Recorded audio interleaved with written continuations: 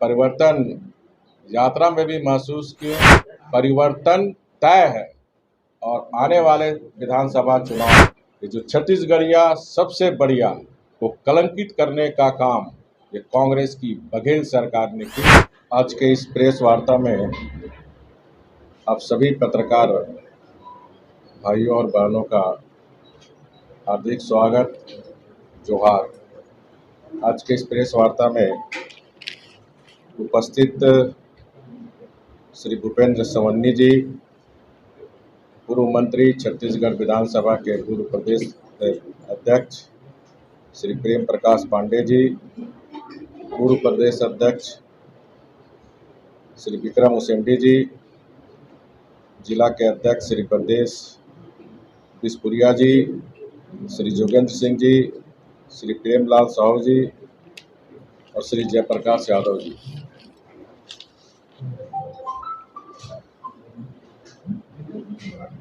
माँ कौशल्या और भगवान राम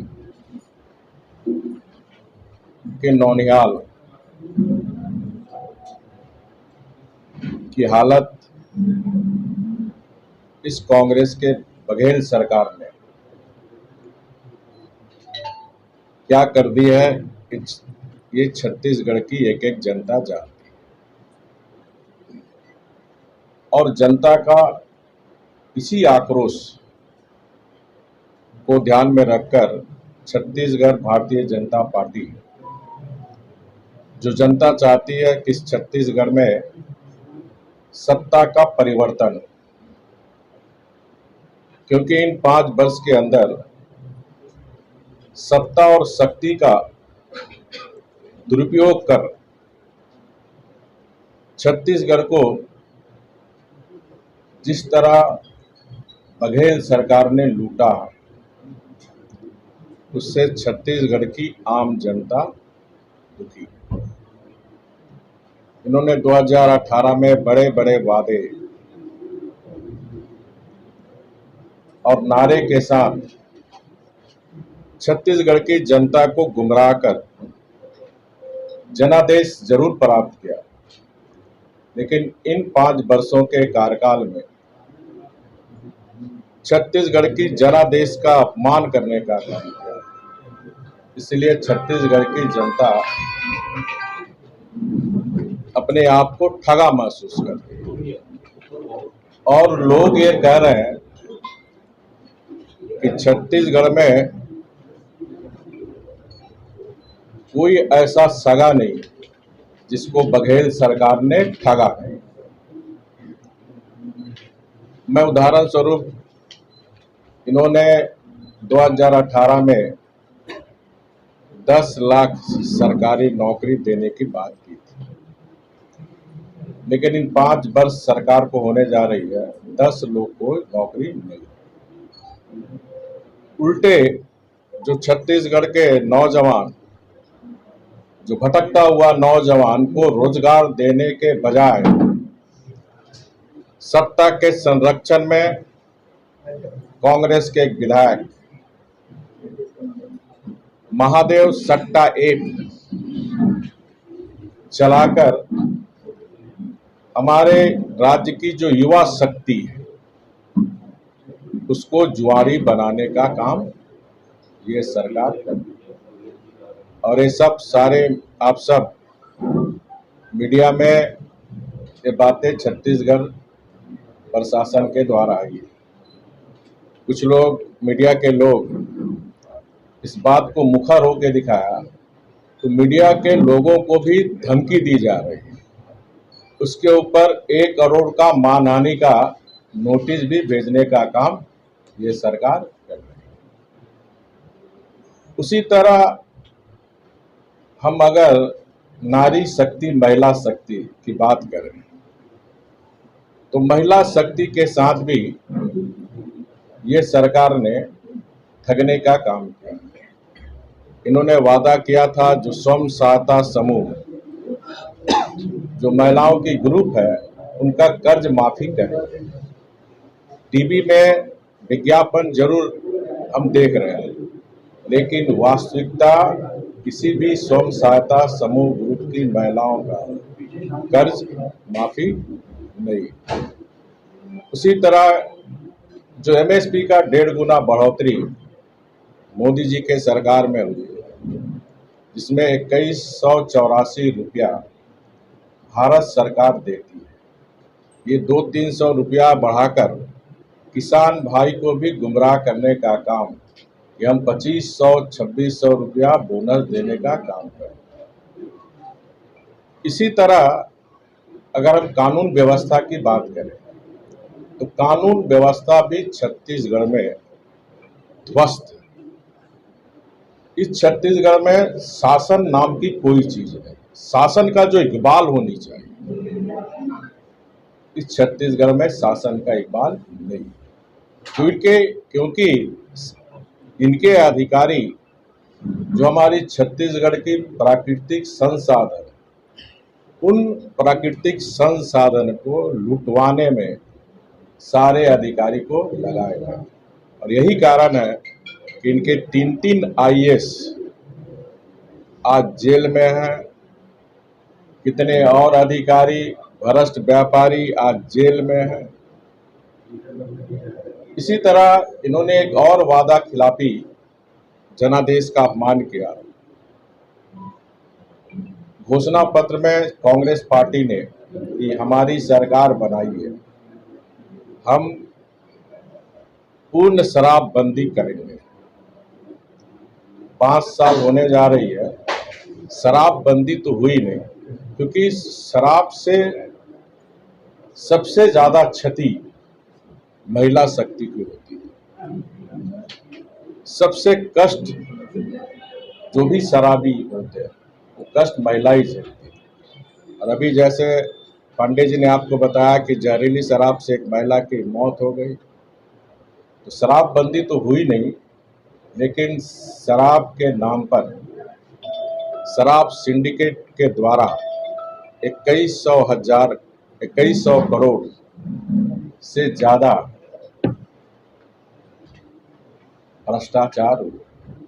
इसी तरह हर सेक्टर में आप देखें, देखिए राज्य में 2 तरह की भ्रष्टाचार है, एक राजकीय भ्रष्टाचार, दूसरा दैनिक जीवन में जो आम जनता भुगतती है उनके दैनिक कारण। तो राजकीय भ्रष्टाचार तो चरम पर भी है, लेकिन दैनिक भ्रष्टाचार भी चरम पर। तहसीलदार ऑफिस अगर कोई हमारा छत्तीसगढ़ का जाता है जमीन म्यूटेशन के लेकर, बिना पैसे का काम, अगर जाति प्रमाण पत्र आय प्रमाण बनाने जाता तो बिना पैसे का काम। तो छत्तीसगढ़ में जो भ्रष्टाचार का विकराल रूप छत्तीसगढ़ की जनता ने इस कांग्रेस सरकार के द्वारा संरक्षण में जो हो रही, कभी भी छत्तीसगढ़ की जनता ने इतना भ्रष्टाचार का विकराल रूप नहीं देखा। जहां तक हम महिला शक्ति की बात करें तो एक तरफ मोदी जी के नेतृत्व में जो एनडीए की सरकार है, हम सब ने देखा नारी शक्ति वंदना कल लोकसभा में पास हुआ, आज राज्यसभा में डिबेट है। तो वर्षों की जो मांग थी नारी शक्ति, और माननीय प्रधानमंत्री जी का ये सोच है, जब तक देश का नारी शक्ति आगे नहीं बढ़ेगी तब तक देश आगे नहीं बढ़ेगा। तो वर्षों से जो मांग था 33% आरक्षण, वो भी मोदी जी की सरकार ने बिल पेश कर बहुत जल्द कानून का रूप लेने जा रही है। और हमारी देश की जो बहनें हैं, जो बेटियां हैं, जो अपने भाग्य सुधार भी रही है, और मोदी जी के 9 वर्ष के शासनकाल में देश का भी भविष्य को सुधारने का काम हमारी ये नारी शक्ति कर रही है। हम सब देखते हैं कि खेल के क्षेत्र में हो, पढ़ाई के क्षेत्र में हो, आर्मी के क्षेत्र में हो, हर क्षेत्र में आज हमारी बेटियां महिलाएं आगे बढ़ रही हैं। वहीं अगर हम कांग्रेस शासित राज्यों की बात करें, इस कांग्रेस शासित राज्यों में सबसे ज़्यादा महिलाओं पर अत्याचार, छेड़खानी, बलात्कार छत्तीसगढ़ की घटना हो, छत्तीसगढ़ जैसे राज्य हो, राजस्थान हो, अगर छत्तीसगढ़ की भी बात करें तो देश का छठा राज्य छत्तीसगढ़ है, जहां महिलाओं के साथ छेड़खानी, हत्या, बलात्कार जैसी घटना हो रही है। अब कुछ लोग, जैसे जानकारी मिली कि आज ही भिलाई में कांग्रेस की एक नेत्री, आज भिलाई नारी समृद्धि के तहत लोगों को बुलाया जा रहा है। मुझे ये भी जानकारी है कि प्रशासन के द्वारा जिस तरह स्कूल, कॉलेज, यूनिवर्सिटी को बसों को जबरदस्ती लिया जा रहा है, स्कूल प्रबंधन के द्वारा अप्रोच किया जा रहा, तो कहा जा रहा स्कूल बंद करो। तो इस तरह का शासन की दबंगई जो शिक्षण संस्थान पर हो रही है, भारतीय जनता पार्टी इसकी घोर निंदा करती है। सरकारी बल पर आप लाखों करोड़ों का भीड़ जुटा सकते हैं। सरकारी धन का दुरुपयोग कर जिस तरह बघेल सरकार, चाहे अपना कार्यक्रम हो, चाहे इनके नेतृत्व कोई आते हैं तो उनको दिखाने के लिए कि देखिए लाखों करोड़ों का जन समर्थन मेरे साथ है, लेकिन असलियत ऐसी नहीं है। जो कांग्रेस के परिवार सोने के चम्मच में अपना बर्थडे मनाता, उसे क्या समझ में आएगा पीड़ित बेटी और परिवार की पीड़ा। अभी हाल में ही हम लोग सब आपके समाचार पत्र और मीडिया के माध्यम से ये जानकारी प्राप्त हुई है कि बघेल सरकार ने छेड़खानी और बलात्कार जैसे जघन्य अपराध में लिप्त लोगों को सरकारी नौकरी नहीं देने की बात कही। ऐसी बात कर छत्तीसगढ़ की बहन और बेटियों के साथ कांग्रेस क्या मजाक कर रही है?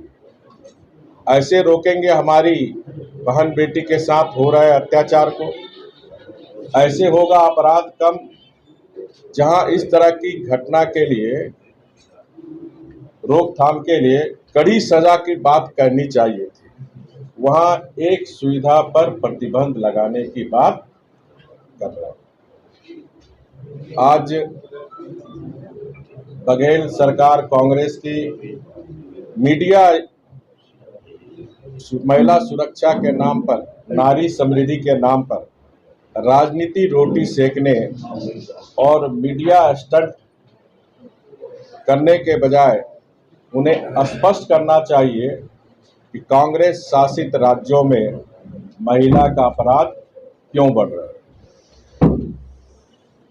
आपके ही छत्तीसगढ़ में शिक्षक दिवस पर जहां शिक्षकों की आराधना की जाती है, वही छत्तीसगढ़ में एक आदिवासी शिक्षिका का शिक्षक दिवस के पहले सद्दाम और इम्तियाज नामक 2 यूथ कांग्रेस के मेंबर द्वारा बलात्कार कर दिया जाता है। क्या इन्हें सरकारी नौकरी से वंचित रखकर कौन सा मजाक मुख्यमंत्री कर रहे हैं?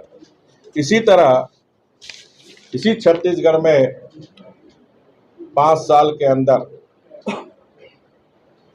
कोरबा में आदिवासी महिला से छेड़छाड़ करने के आरोप में पुलिस ने कांग्रेस के प्रदेश सचिव विकास सिंह को गिरफ्तार किया। लड़की हूं, लड़ सकती हूं नारा देने वाली कांग्रेस के नेत्री से छत्तीसगढ़ की और झारखंड की जनता भी पूछना चाहती है।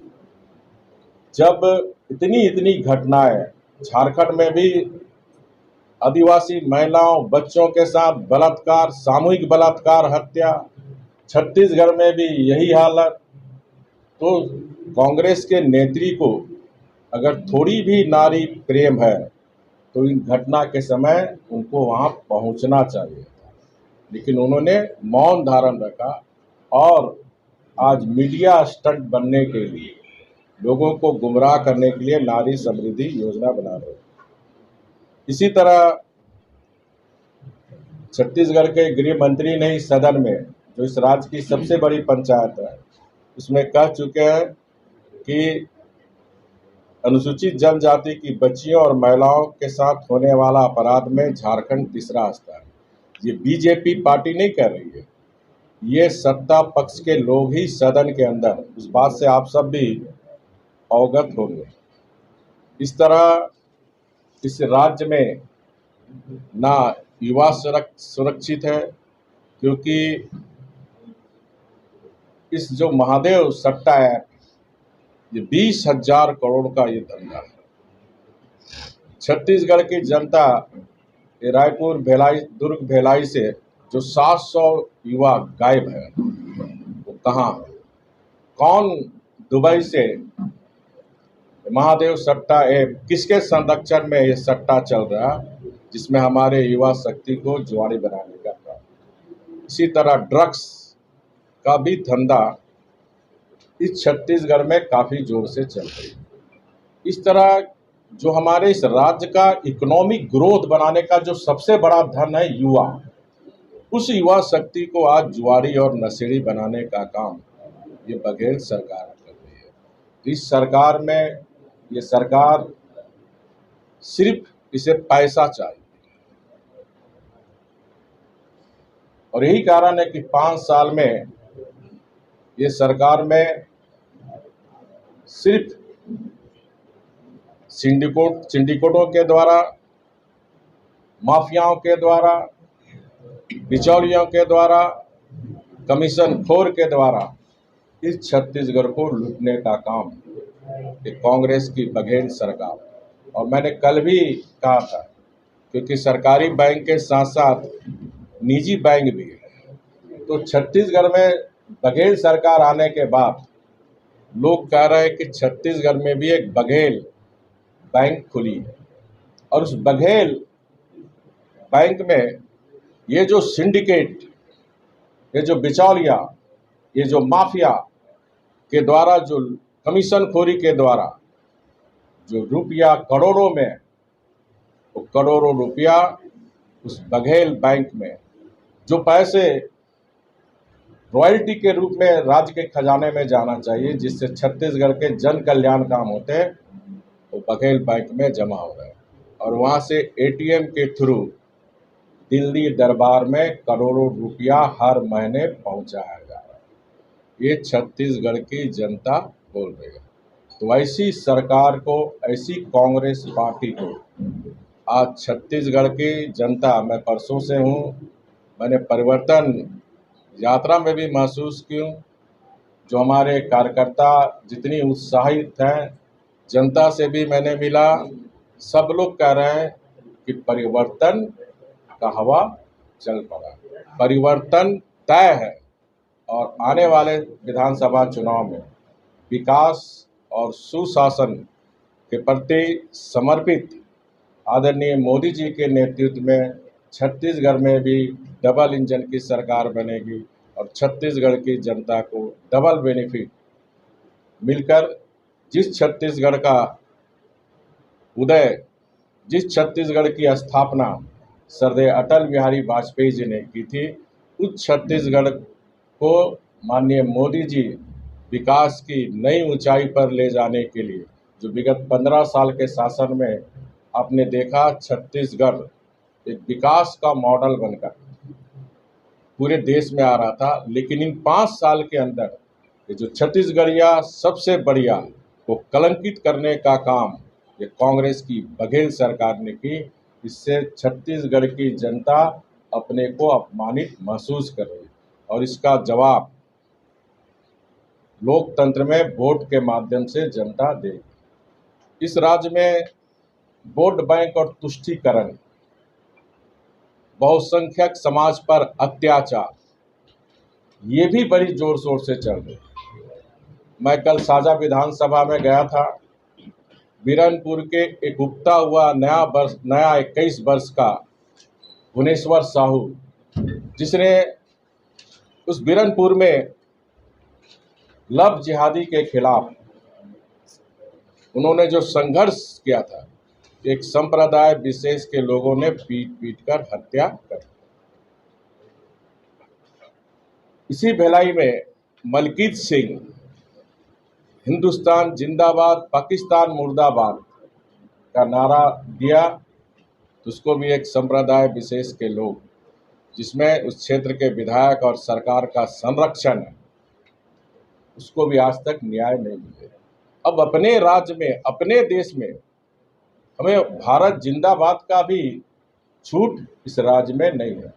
तो ऐसी वोट बैंक और बहुसंख्यक समाज पर अत्याचार करने वाली कांग्रेस की सरकार को छत्तीसगढ़ की जनता 2023 के विधानसभा चुनाव में सबक सिखाएगी और कमल, जो विकास और समृद्धि और सुशासन का प्रतीक है, कमल को खिलाने का काम करेगी। बहुत बहुत धन्यवाद।